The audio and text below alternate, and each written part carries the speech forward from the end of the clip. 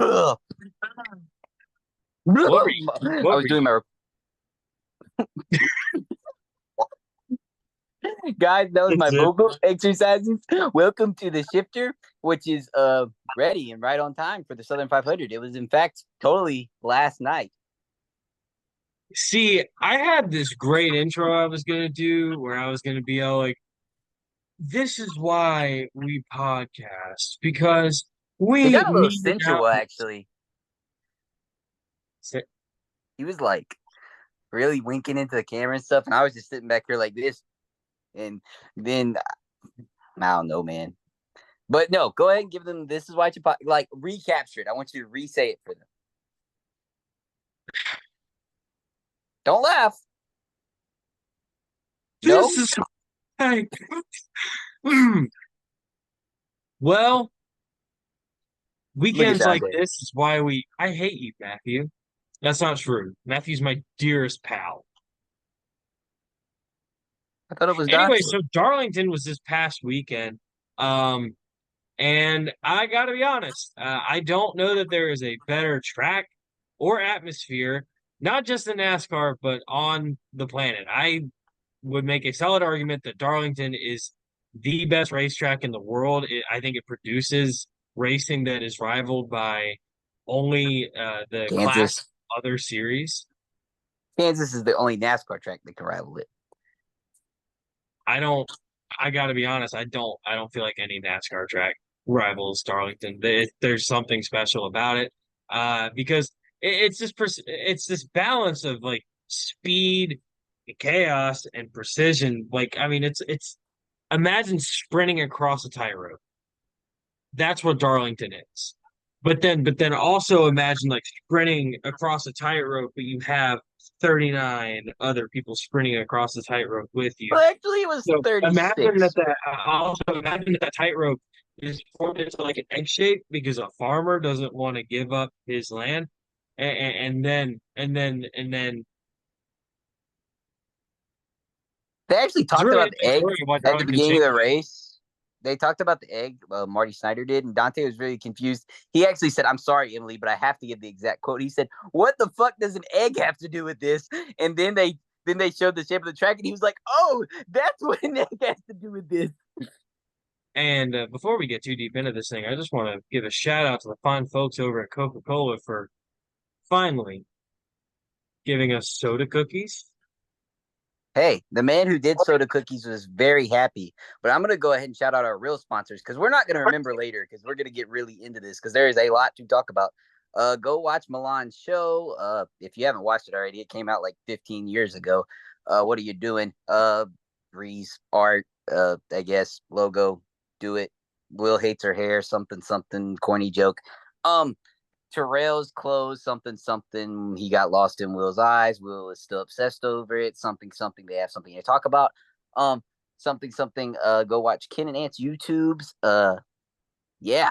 And also Gamebridge does not sponsor us. I have to say that for legal reasons because last week's on the show, I said that they did.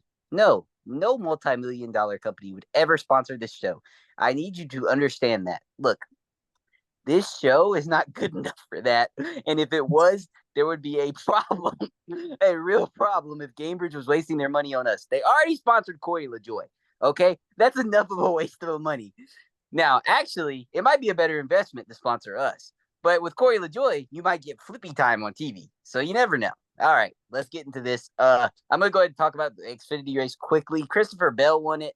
Sheldon Creed had heartbreak. Was leading with 3 to go. The caution came out. It was a legitimate caution, sadly. Um, and then it turns out Sheldon Creed revealed that the way he got this ride was betting on himself. He is racing for free this year, partially why he's leaving to go to Haas Factory Team next year so he can start making some money. But it just really sucks for Sheldon Creed because he probably should have 4 or 5 wins at least right now. 9 second place finishes, a third place. I don't know how many podiums he has. I'm sure it's probably close to 15 at this point. Really sucks for Sheldon Creed because this is a guy who has enough talent to go to the Cup Series, but now he's just known as the guy who can't break through in Xfinity because he's just getting the most unluckiest of breaks. Yeah, and it's interesting that you bring up that 4 or 5 wins number because there's obviously another driver that I'm going to talk about that I specifically wanted to use that figure when we talk about the Cup Series in just a second here. But Man, it sucks. Because I feel like we've had too many stories like this recently of drivers betting on themselves and due to stuff honestly completely outside of their control, it not working out. Now, Sheldon Creed, I would argue that it actually has worked out because I mean, at the end of the day, he has a deal lined up for next year where he will make money in a competitive ride in the series that he's currently in. But it's like you said, he should probably be in the Cup Series by this point. And Truck I champion. you A lot of look at people forget that. what'd you say? Truck champion, and you know what? He could pull the old Daniel Hemrick, but and win the Xfinity Championship, getting his first win. But I wouldn't feel the same way about it as I felt about Daniel Hemrick. Sheldon Creed 100% would deserve this championship. I mean, I think he actually does lead the Xfinity Series in top fives, or he is in the top three there in top fives. So, but also I want to bring up one thing while we're on the subject of the Xfinity Series, guys. I know not many NASCAR team owners do watch this show. I do know one NASCAR Xfinity driver actually does watch this show, but I can't say his name correctly, so I'm not going to say it. He drives for Emmerling Gase Motorsports. Maybe I shouldn't even have revealed that if I couldn't say his name correctly. I love you. He's an Asian American NASCAR driver. His name is like a Kongwi, something like that. I'm so sorry. I will You're get telling that. me, hold on, Matt. You're telling me that you have a viewer in the industry that you want to shout out and you didn't do the research to figure Because out how to say I didn't his play this name? through. I'm tired. Okay, I've been at work. I'm sorry. I will write this wrong next week. I will write it. But I want to shout out Ryan Truex because dude deserves a full time NASCAR Xfinity Series ride. I don't care what funding he's bringing. Whoever signs this guy will be in the final four next year in the NASCAR Xfinity Series. Please sign him. Someone. I know Junior can't do it. Joe Gibbs, come on.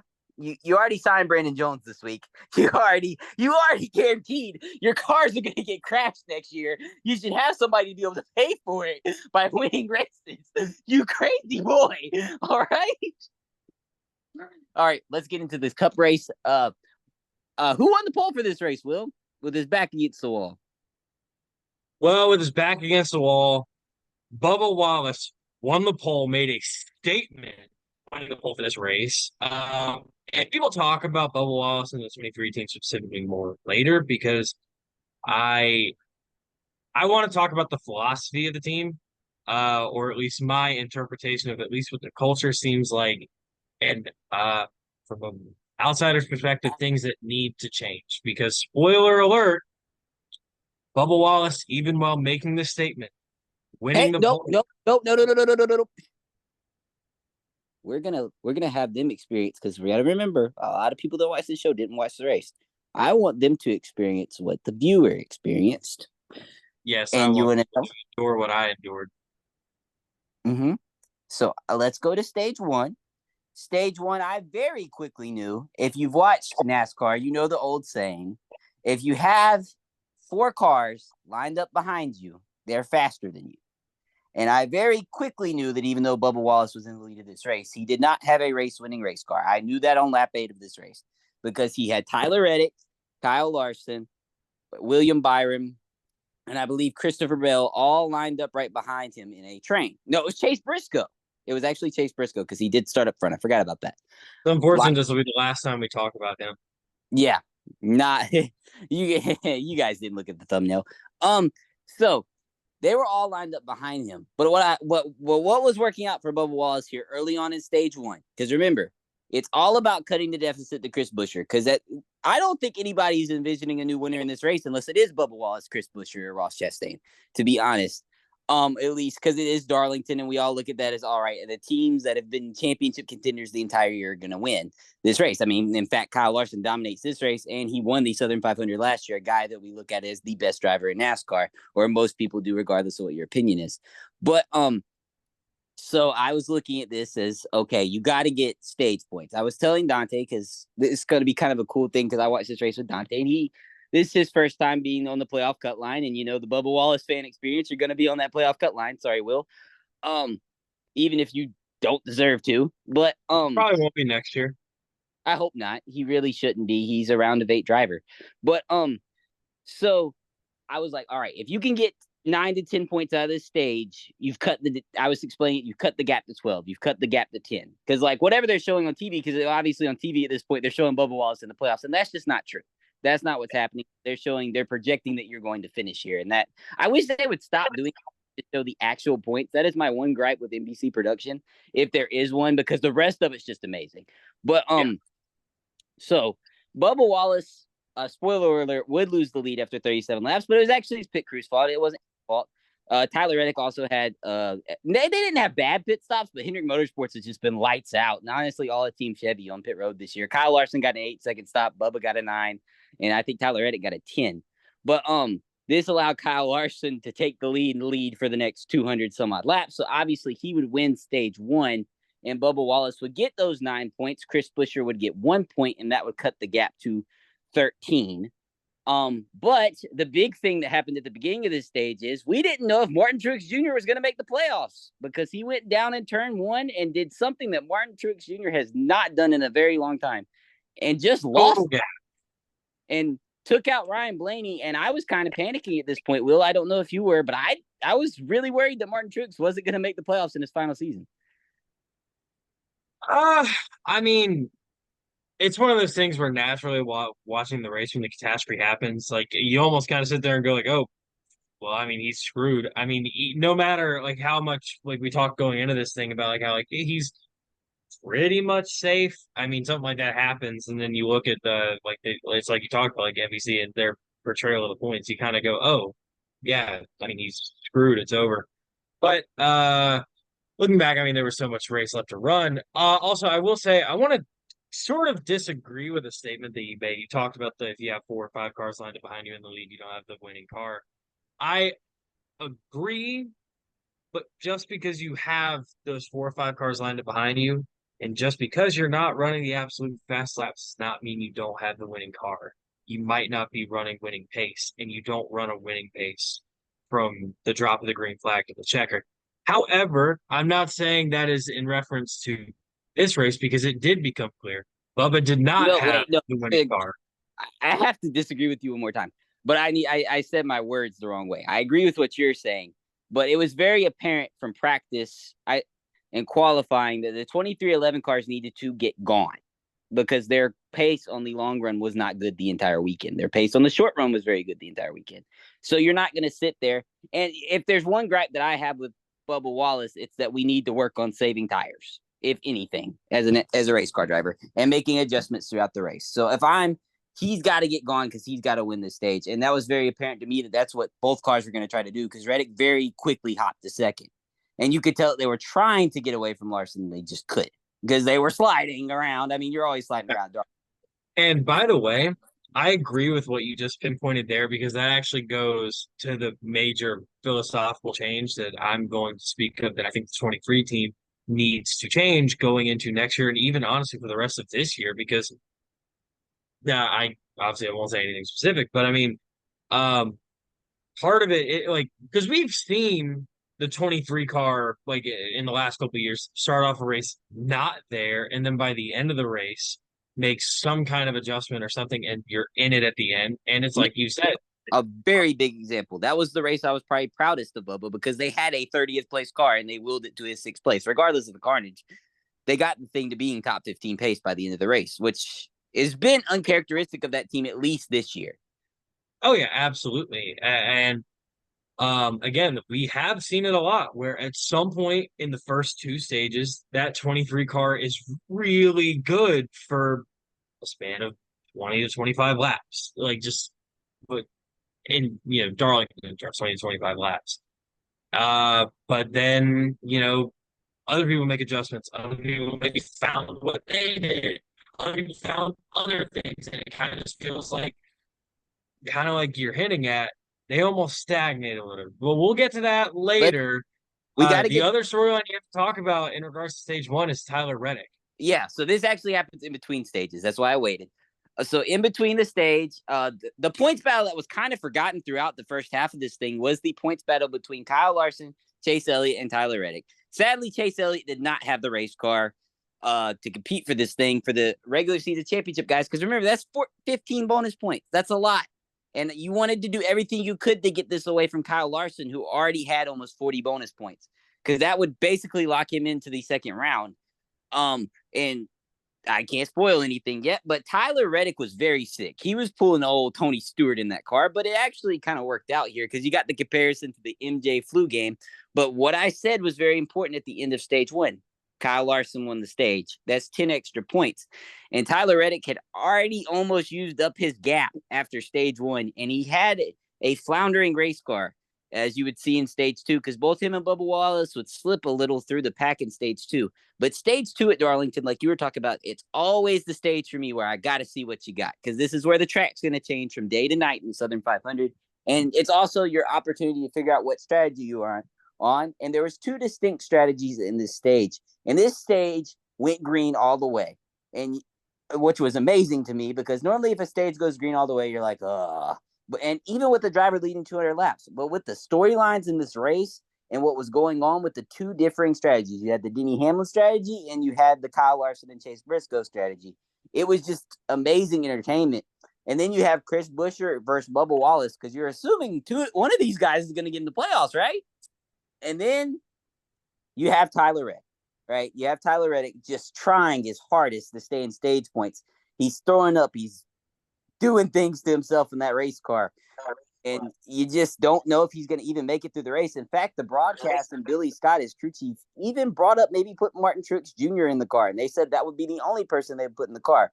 But they were not even bringing that up to Tyler Reddick because they want their guy to finish this race.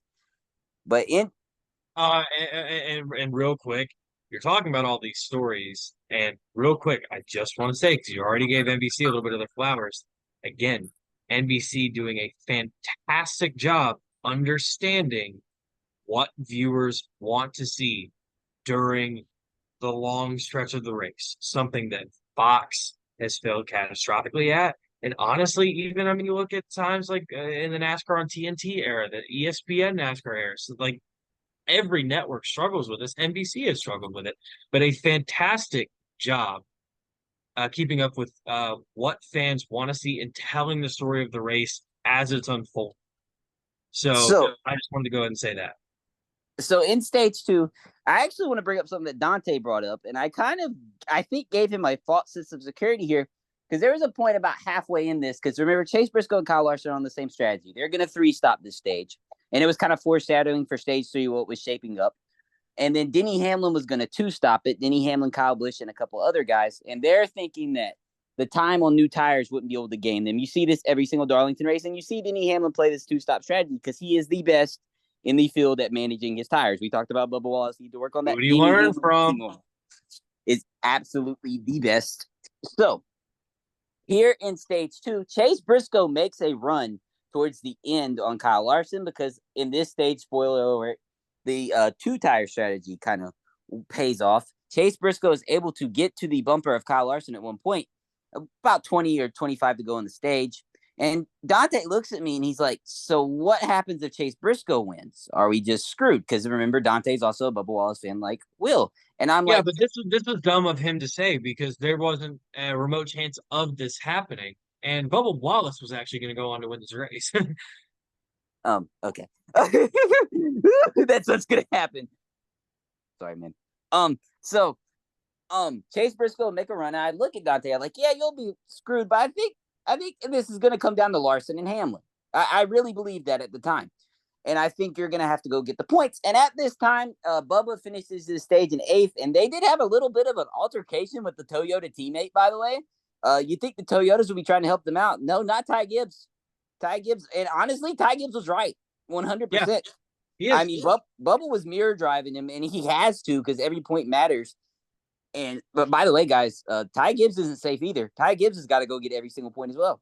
Exactly. Because, again, not saying anything about the end of the race, but we ended up with two drivers in the playoffs. With again, it was two drivers in the playoffs without a win. We had 14 different winners.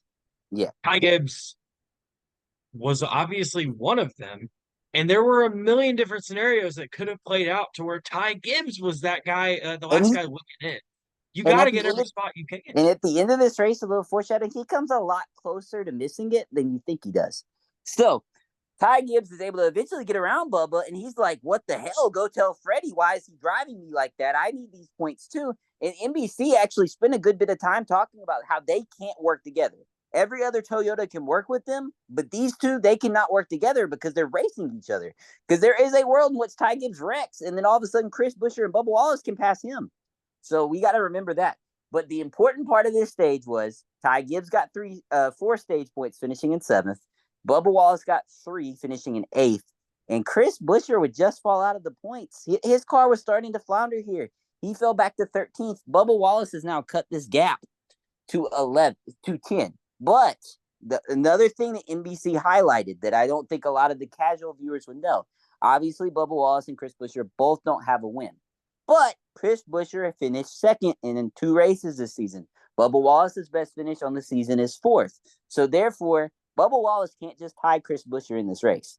He has to pass him. So therefore, it's really an 11-point gap. And that is what you're coming to. And at this point, I'm kind of thinking in my head, with 19 cars in the lead lap, I don't know if he can do this. But in stage 3, remember those strategies I was telling you about? It almost happened. So coming into stage 3, Kyle Larson, obvious favorite in this race. But Denny Hamlin, probably the best driver at Darlington. There was an insane stat. You know how many Southern 500s Denny Hamlin started over the years? He's never DNF'd, not one. But Hold on, breaking. I don't know if this is just now coming through. I just got a notification from Rob Pockris, who is indicating that apparently it is almost guaranteed that 2311 is going to expand. oh, that's actually because they're fighting with RFK and Trackhouse, so that's actually pretty big. So maybe the Ryan Preece story is not true for RFK, guys. We'll have to see. There's a lot of silly season. If we have enough time, we'll get to it. But I promise, if we don't, we'll get to it in the next episode. But so here we go into stage 3. Yeah, I'm still thinking Kyle Larson versus Denny Hamlin, but Chase Briscoe just hanging around here, and obviously always in stage 3 at Darlington, it gets turned on its head. We know that. I know that. But I'm kind of hoping for you and Dante here that it doesn't. But here early on in this stage, Kyle Larson runs away and hides again, but Chase Briscoe is staying right there. Denny Hamlin's the 3rd place car. But in this stage, Booty Barker makes a call that was going to get Bubba Wallace into the playoffs. He switches his strategy to Denny Hamlin's strategy. And what happens when he does this? The 17 cars trying to follow everything that the 23 is doing, because as Jeff Burton pointed out on the broadcast, if they follow him, there's nothing they can do. But it catches Scott Graves off guard, and Chris Buescher actually gets caught in the middle of both strategies. And on top of this, that is the worst place to be, by the way, guys. And on top of this, the 17 team puts up a 12-second pit stop. Which in today's age, you got to get hit in the 8 or 9s. Like used to in a 12-second pit stop back in the 2000s, that would have been flying. But with this single lug, you got to get 8 or 9 seconds. And the 2311 crew on the 23 car actually pulls off another 9-second stop here. And Bubba Wallace actually comes out 13th, obviously, because he's on the 2-stop strategy. But he rockets all the way up to 8th. And Chris Buescher's down to 18th. They're tied in points. And Bubba Wallace is quickly approaching that 54 of Ty Gibbs. And Noah Gragson in the 10 is quickly approaching the 17 of Chris Buescher. All of a sudden, it looks like all the momentum is going into the 23. And then on the backstretch, Carson Hocevar loses it all by himself coming into turn 3. And caution waves. And all of a sudden, the race is flipped on its head. And it looked like it was the end of Ross Chastain's playoff hopes, too, as he was on pit road and went a lap down during all this. And he would have to take a wave by. So that would lead us to our next restart. Kyle Larson, Chase Briscoe on the front row. This foiled Denny Hamlin's plan to win this race. Now, all of a sudden, you have to be worried about that 14 finally, because on the short run, not many people had it like the 14. So the green flag would wave, and instantly the 14 would be side by side with the 5. And then it looked like catastrophe struck the 17 team, because on the backstretch, Todd Gilliland would cut right in front of Chris Buescher, and he would turn Todd Gilliland into the wall. And now all of a sudden you're like, how much damage does the 17 have? But then Booty Barker made the mistake of the race right here, because we are at Darlington. What have we been talking about the entire time, Will? Tires. And right here, 3-lap older tires, that's almost a half a second on the racetrack. Bubba Wallace would stay out, thinking the track position game would be the game to play here. But every car behind him but Tyler Reddick would pit. And this would almost be the end of the 23's day because right here, this is where a new player enters this race, Kyle Busch. Because Kyle Busch was the first car to stop for tires. So here we go. We got another Well, race. and see, here's the thing too, because I feel like this might get lost on people when they're watching a race because, like, I mean, it's race strategy. Like, it's not necessarily the first thing on people's minds typically, like, if they're just kind of casually watching a race. A bad tire call is bad track position. Like I know like I wanted to sit there and kind of justify the decision and say like, okay, well, no, I mean you have to take track position, but you're gonna lose. I'm sorry, at Darlington, you're guaranteed to lose those spots and lose the track position. I can't really reason this call. Um, like love Woody Barker, but this was not it. So that being said, Matt, I will let you pick back up. I just So had to with that. actually, NBC got to do something really cool after this call. They got to interview the man himself. They got to interview Michael Jordan. Michael Jordan, and you see he's pacing. Michael Jordan, guys, if you don't know, he's not only Bubba Wallace's car owner, he's also Bubba Wallace's friend, as well as Tyler Reddick's. But he's also been a longtime fan of the sport, been a fan of it since he was a little kid. He's from North Carolina, born and raised, and as you all know, that's NASCAR country. You can tell on TV that he knows that they're screwed, and he even knows it. He's pacing around, and he's like, and they ask him what he told Bubba, and he's like, "There's not much I can really tell him. He's just got to go get it." And right here, it looked like the 23 playoffs hopes were dashed as they would engulf into the pack. And then Tyler Reddick would try to play a good teammate here because it looks like his regular season championship chase is dashed at this point. Chase Briscoe would take the lead back on this restart, but he's actually blocking the 17 car to try to protect him. And then right as the 17 car gets to the 23, the points gap is erased at this point. They're about 13th and 14th. They'd just been passed by Austin Dillon. There'd be another caution as the cause of the last two cautions would get together as Todd Gilliland and Carson Hocevar would collide on the backstretch and kill the 77 car. God, that was a hard hit. But then it would shape up for you think everybody's gonna pit because it's been about 10 laps and everybody does pit except one wild watermelon man who's very desperate. By the way, I said his race was over, right? No, Ross Chastain would stay out. He would do something that nobody thought was imaginable. But at this point, Ross Chastain has earned no stage points on the day, barely been able to crack the top 15. He's got to win to make these playoffs. And I look And just to point out trends from this season, we go back to early in this thing when I mean I was even theorizing that this team could win three, maybe four races. How was Ross Chastain finding himself at the front of end of races? Bold it, tire calls and just holding position. well, he would not hold his position. But sadly, on this restart, a lot of other cars wouldn't as well. It would Chase Briscoe would actually lose two spots on the pit exchange, so he'd be lining up fifth because of the choose. So you think you might be safe from the Chase Briscoe thing because you think with Kyle Larson lining up right beside Ross Chastain, here we go. Kyle Larson's going to put his wind in the sails and go win this darn thing.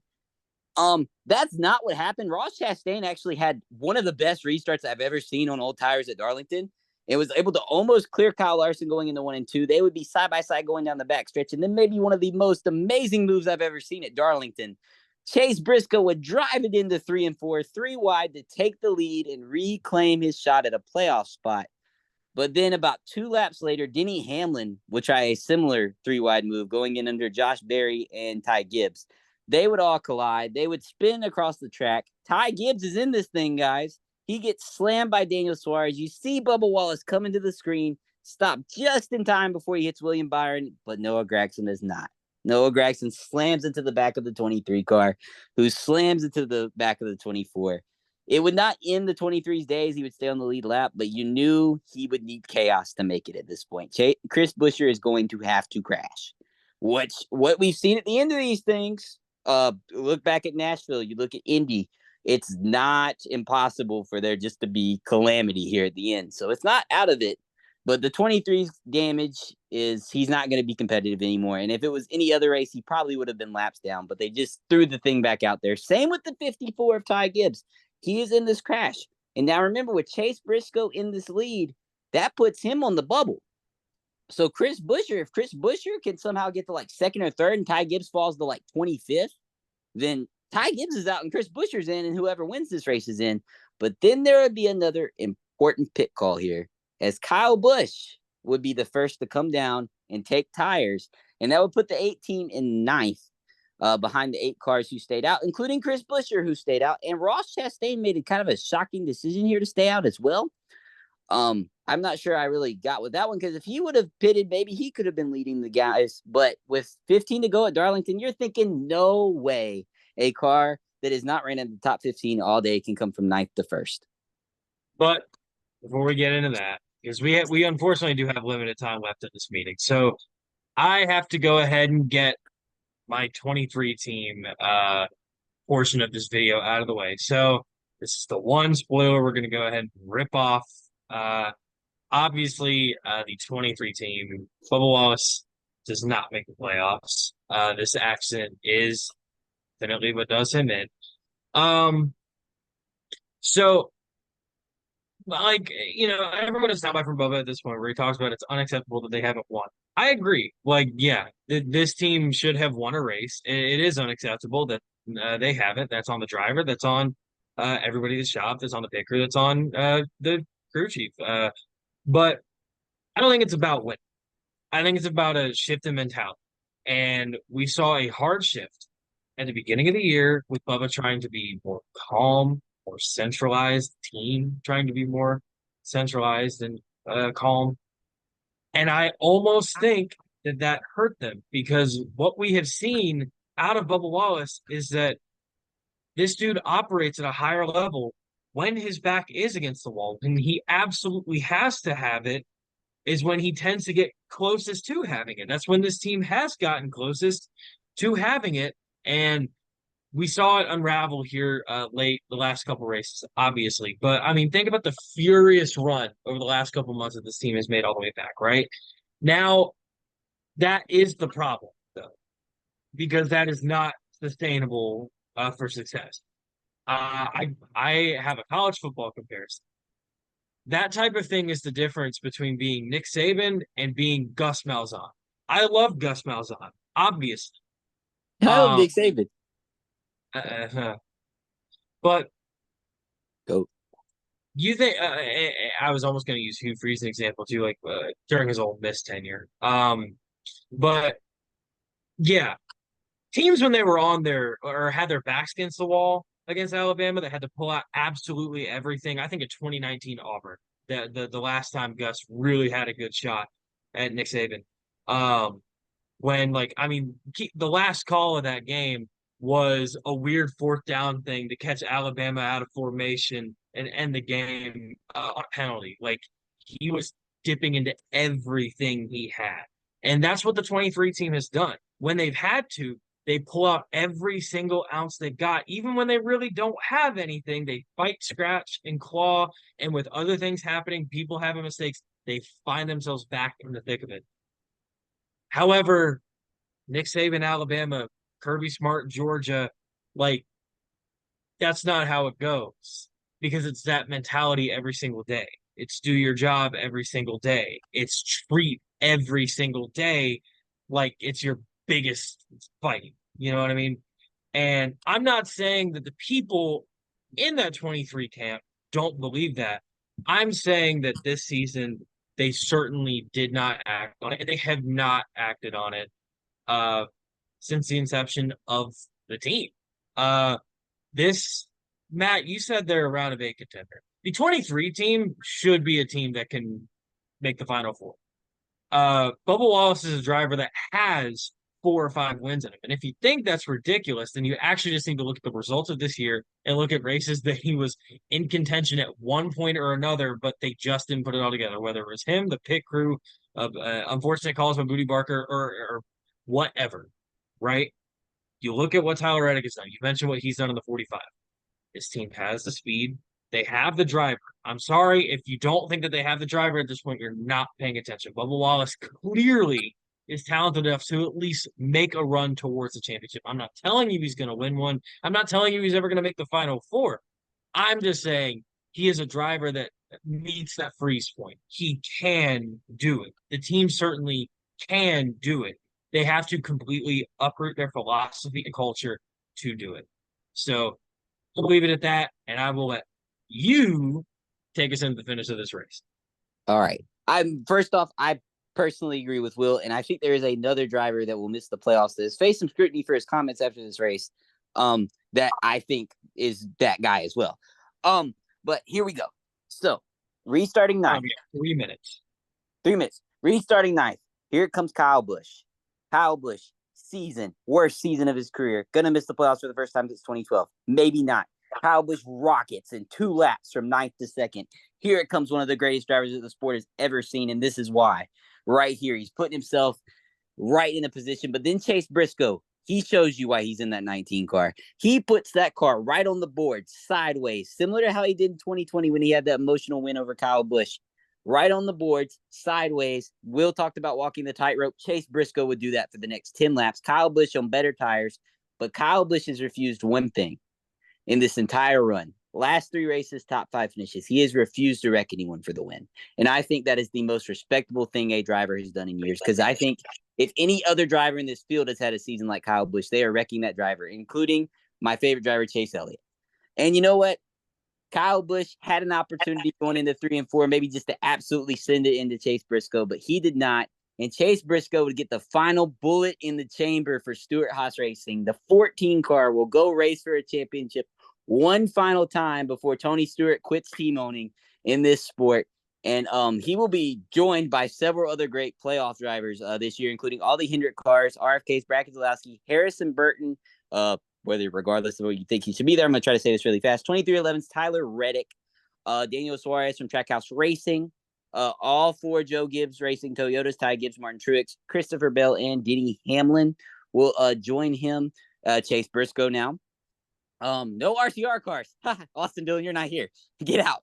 Out of here. Tyler Reddick would win the regular season championship. I'm sorry if I forgot anybody in the playoffs. Brian Blaney. Tyler Reddick would win the regular season championship, giving him those 15 extra bonus points, which was a great story with his stomach bug there. And Will, quickly, before we get to the end of this thing, who are your first 4 out? My first 4 out, well, this might be shocking to some. Austin Cindric, Joey Logano, Harrison Burton, and Daniel Suarez, meaning that Chase Briscoe will actually make the round of 12. I actually agree with you on that, but I have Austin Cindric out, Joey Logano out, Harrison Burton out, leaving Ryan Blaney as the only Penske, and I have Alex Bowman out in this first round because I just don't see the result at Atlanta, actually, or Fair Bristol.